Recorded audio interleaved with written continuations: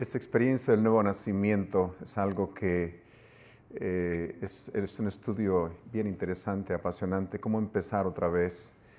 La ocasión pasada que tuve la oportunidad de poder charlar con ustedes acerca de esta experiencia, hablamos acerca de la necesidad del hombre, la tragedia del hombre, cómo el Señor entonces nos expresa el deseo de que nosotros volvamos a nacer.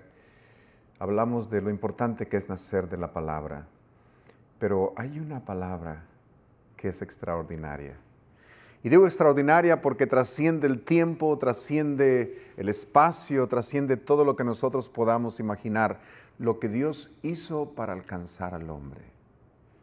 Si tienen la oportunidad, ahorita los medios de comunicación nos han facilitado todas las cosas. Ustedes pueden ir a buscar las dimensiones del universo y van a darse cuenta de lo que es la Tierra en medio de este vasto, precioso y extraordinario universo. La Tierra es menos que un granito de arena en el inmenso océano.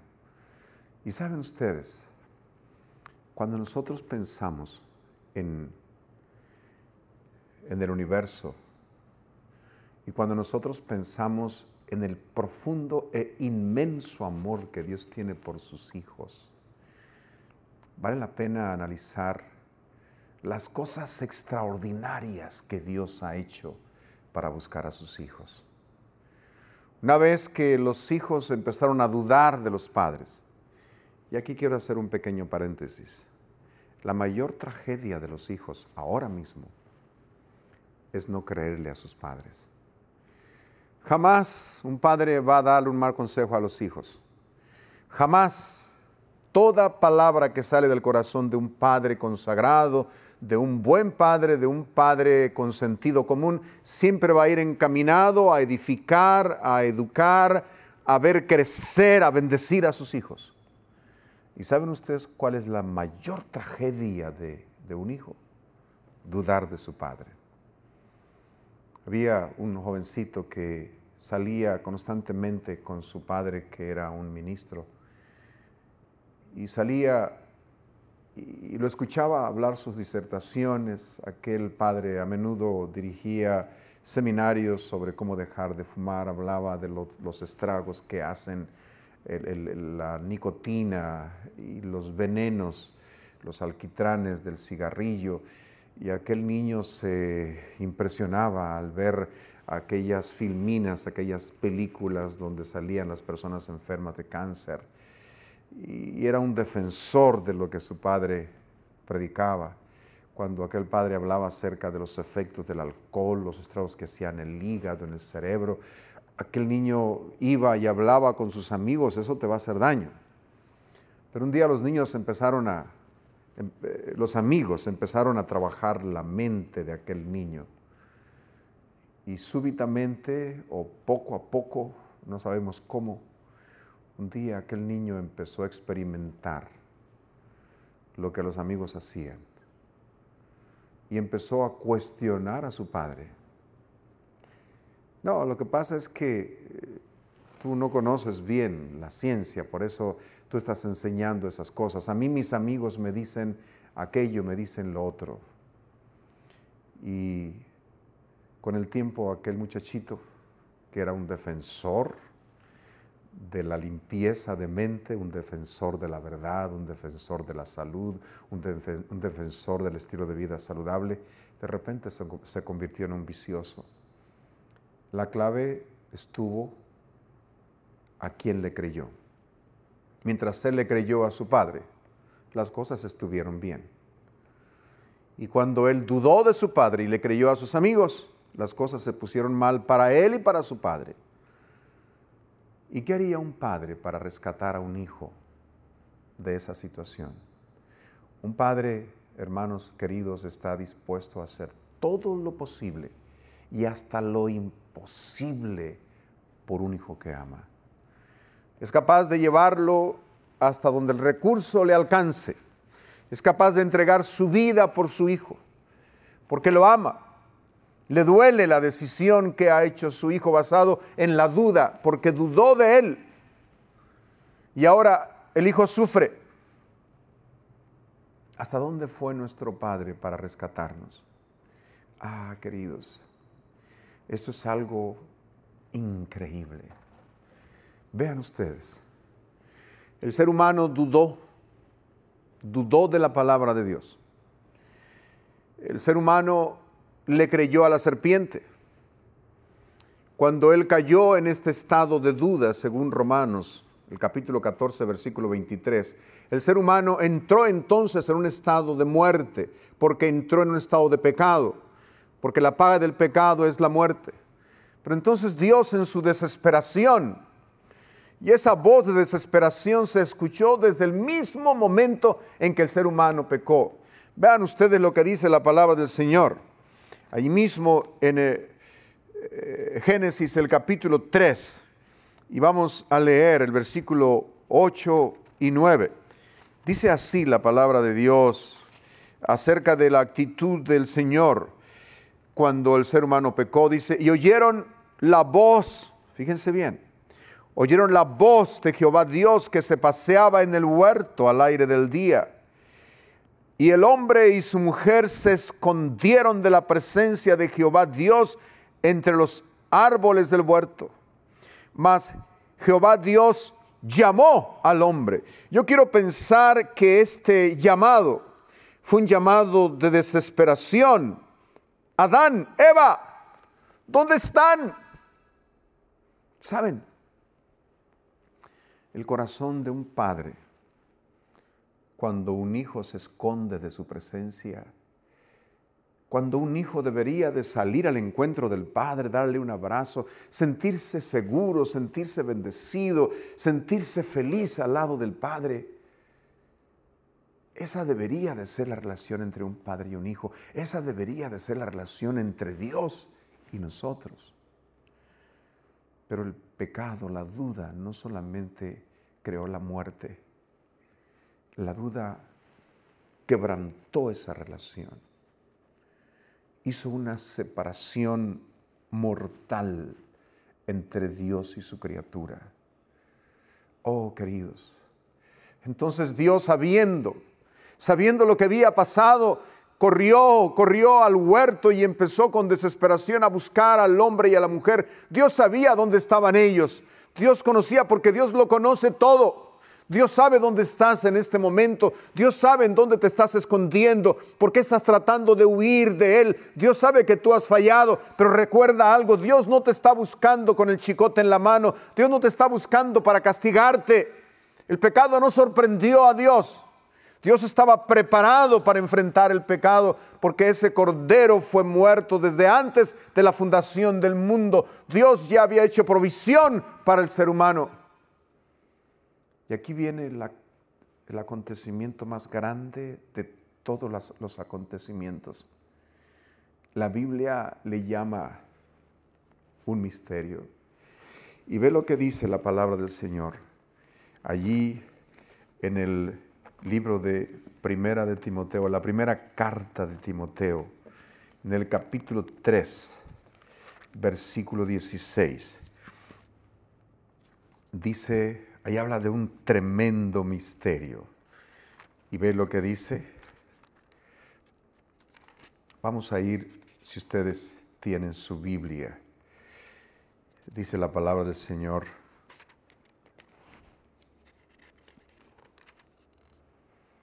E indiscutiblemente grande es el misterio de la piedad. Grande. ¿Por qué grande? Dios fue manifestado en carne. Maravilla de maravillas.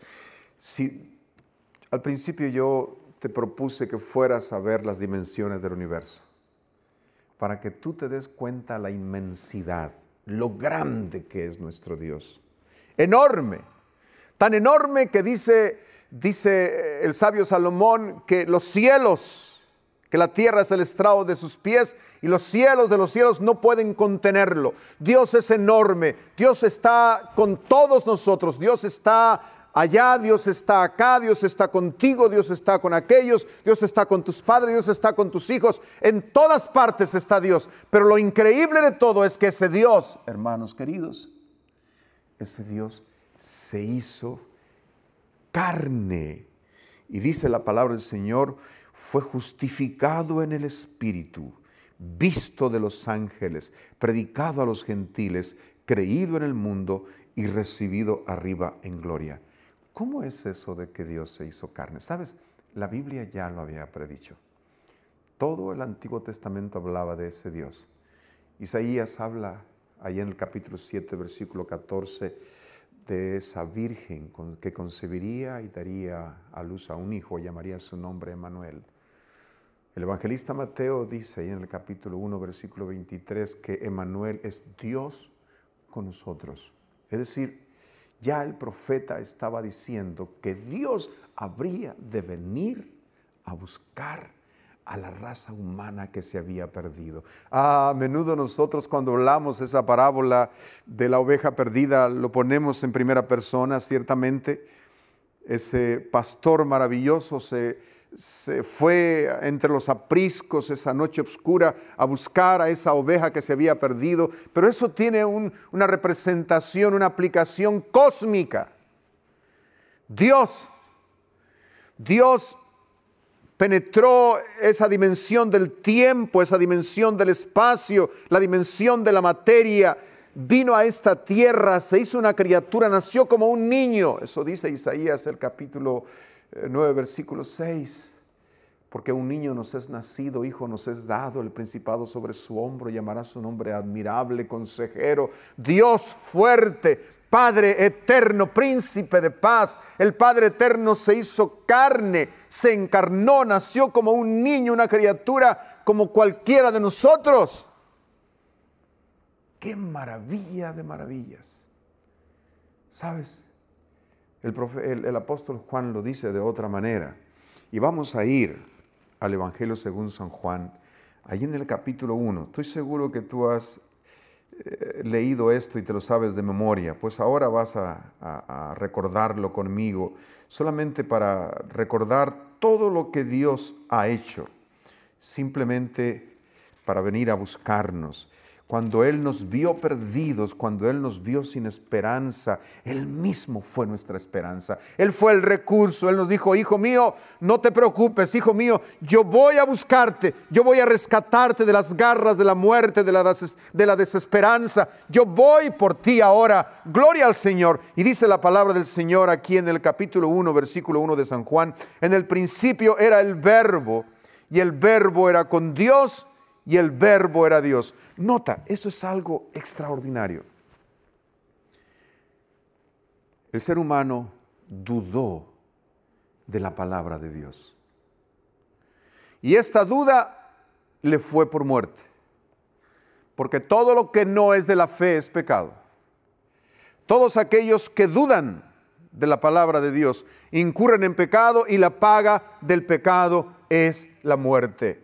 Dudar de la palabra de Dios, dudar de la voluntad de Dios, es incurrir en pecado. El ser humano dudó y cayó en pecado, y por esto la paga del pecado es muerte. Todos estamos en problemas ahora.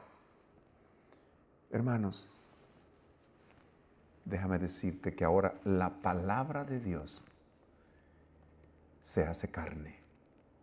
¿Qué cosa dice la palabra del Señor? Dice así: y aquel Verbo, estoy leyendo el versículo 14 del capítulo 1 de San Juan, y aquel Verbo fue hecho carne y habitó entre nosotros, y vimos su gloria, gloria como del unigénito del Padre, lleno de gracia y de verdad. ¿Cuántas cosas ha hecho Dios para rescatarnos? Dios se ha hecho carne. Aquel verbo, aquella palabra. Y esto es bien interesante.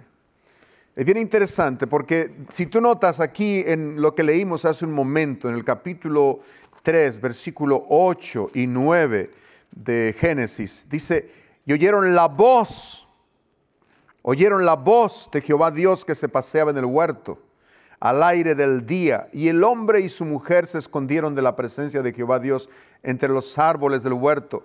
Y Jehová Dios llamó. La voz de Dios llama a través de su palabra, a través de Jesucristo. Llamó al hombre y le dijo: ¿dónde estás tú? La palabra llamar es la palabra kaleo, de donde también proviene una de las raíces griegas para referirse a la iglesia, ekkaleo, llamados a salir. Hermanos preciosos, el Señor ha hecho una provisión completa para que nosotros podamos alcanzar otra vez el estado original que Él soñó para nosotros. Para esto, Él se hizo carne. Para esto, Él vino y habitó entre nosotros. Si nosotros leemos ahí en el capítulo 1 del libro de San Juan, dice: en el principio era el verbo, y el verbo era con Dios, y el verbo era Dios.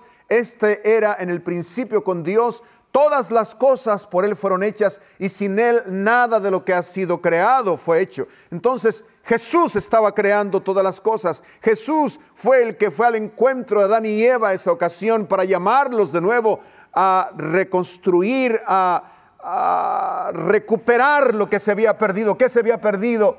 La vida eterna, la felicidad, la tranquilidad, la paz.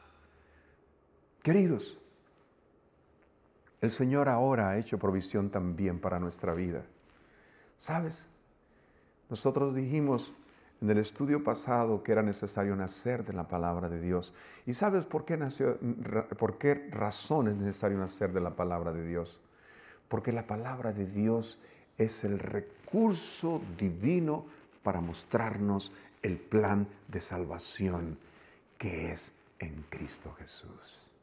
El Señor Jesús dijo ahí en San Juan 5:39, escudriñad las Escrituras. Escudriñad las Escrituras porque a vosotros os parece que en ellas tenéis la vida eterna. La palabra de Dios, fíjense el recurso divino, la palabra de Dios hecha carne, pero también está la palabra de Dios aquí hecha letra, la palabra de Dios para estudiarla, para aprenderla, para atesorarla, para meditarla, para conocerla, para conocer el camino, para saber lo que el Señor tiene preparado para nosotros, para restaurarnos a la vida eterna. ¿Sabes? Una ocasión, Jesús, después de resucitar, dice la palabra del Señor allí en Lucas. Vamos a buscar el Evangelio según San Lucas y vamos a ver el capítulo 23. Dice la palabra, perdón, no es el capítulo 23. Vamos a ir un capítulo más adelante. Capítulo 24. Dice la palabra del Señor que nuestro Señor iba caminando. Iban dos caballeros rumbo a Emaús y el Señor se les empareja, ¿no? Mientras van caminando, y entonces se le dice: ¿qué pláticas son estas que tenéis entre vosotros mientras camináis? ¿Y por qué están así tan tristes? Y entonces ellos comienzan, ¿no?, a preguntarles: ¿qué tú no sabes acerca de Jesús de Nazareno? Aquel varón profeta, poderoso en obra, en palabra, delante de Dios y de todo el pueblo. ¿Cómo fue que lo entregaron en los principales sacerdotes, a nuestros gobernantes, y lo sentenciaron a muerte, etcétera, etcétera, etcétera, etcétera? Queridos, dice la palabra del Señor que Jesús les dijo: oh insensatos y tardos de corazón para creer. Palabra clave, creer. Recordemos que el problema fue la duda. La restauración del hombre es creer. Y Jesús dijo que somos tardos para creer todo lo que los profetas han dicho. No era necesario que el Cristo padeciera estas cosas y que entrara en su gloria. Y el versículo 27 del capítulo 24 de San Lucas dice: y comenzando desde Moisés y siguiendo por todos los profetas, les declaraba en todas las Escrituras lo que de él decían. Vean esto. La palabra del Señor da testimonio de Jesús.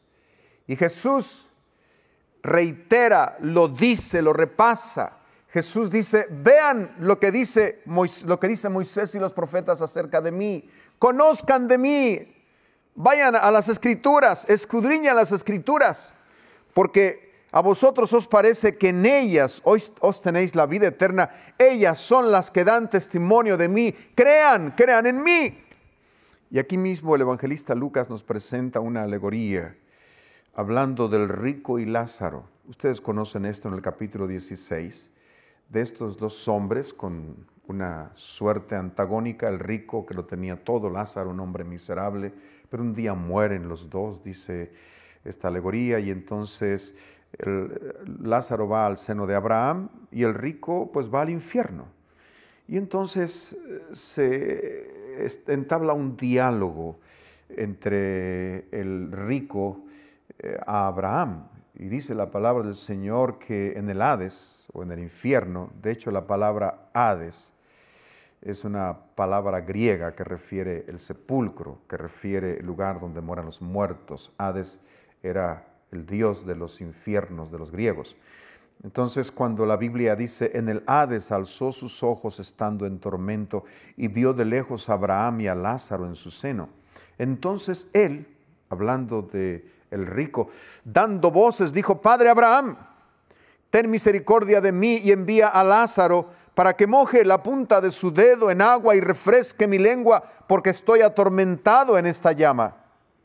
Pero Abraham le dijo, hijo, acuérdate que recibiste tus bienes en tu vida y Lázaro también males, pero ahora este es consolado aquí y tú atormentado. Además de todo esto, una gran cima está puesta entre nosotros y vosotros, de manera que los que quisieran pasar de aquí a vosotros no pueden ni de allá para acá. Entonces le dijo, te ruego, pues, Padre, que le envíes a la casa de mi padre, porque tengo 5 hermanos, para que les testifique a fin de que no vengan ellos también a este lugar de tormento.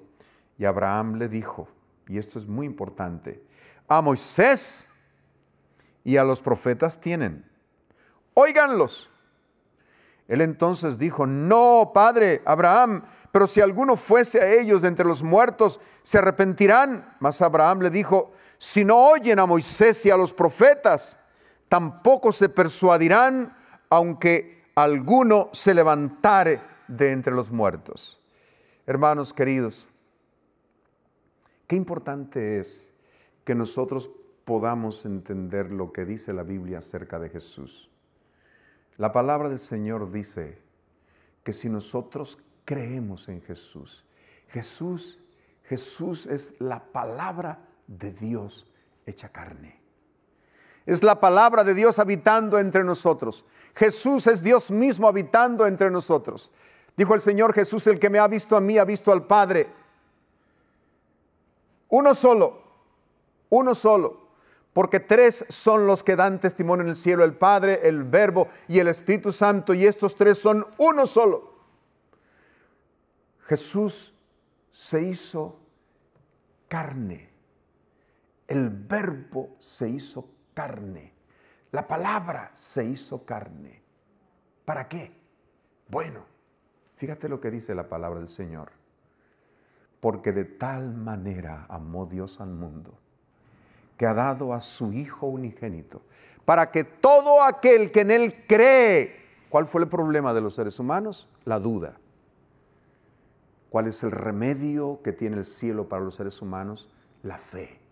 Para que todo aquel que en Él cree no se pierda, mas tenga vida eterna. Alabado sea el Señor. Yo soy la resurrección y la vida.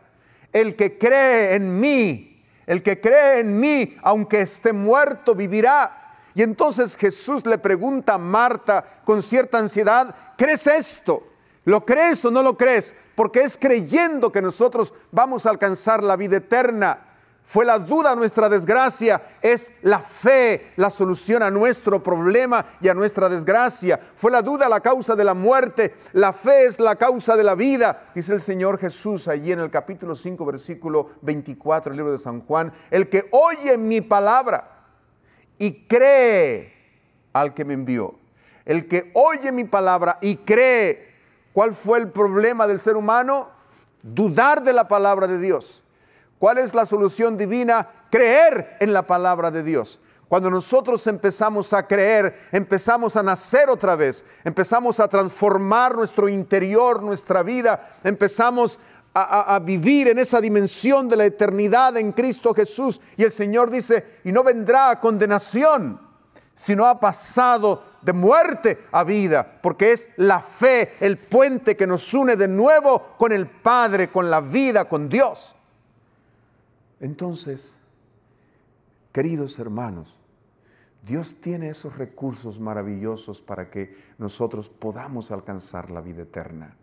Primero, la palabra de Dios escrita, nacer de la palabra, conocer la palabra de Dios. Segundo, la palabra de Dios hecha carne. Jesús, Dios mismo, el Verbo encarnado. Él vino a esta tierra para que nosotros podamos, a través de la fe en su palabra y en esa palabra hecha carne, podamos alcanzar la vida eterna.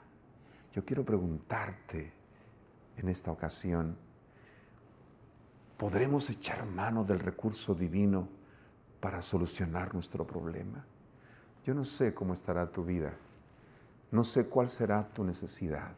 Es probable que, como los discípulos, tú estés en esta ocasión diciendo: Señor, yo creo, pero ayuda a mi incredulidad. En otras palabras: Señor, yo quiero creer, pero no puedo.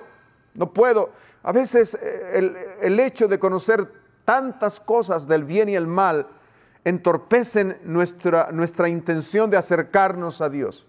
Nos hemos alejado, hemos obstruido ese camino. Pero Dios lo ha abierto en el nombre de Jesucristo. Yo quiero orar este momento por ti, para que el Señor abra tu corazón, para que Él pueda entrar a tu vida. Padre querido, quiero rogarte en este momento que tengas compasión de aquellos que hemos perdido la fe, aquellos que hemos perdido la fuerza, el ánimo, la inspiración, el deseo de seguir. Porque aquellos que han perdido la fe, Señor, lo han perdido todo.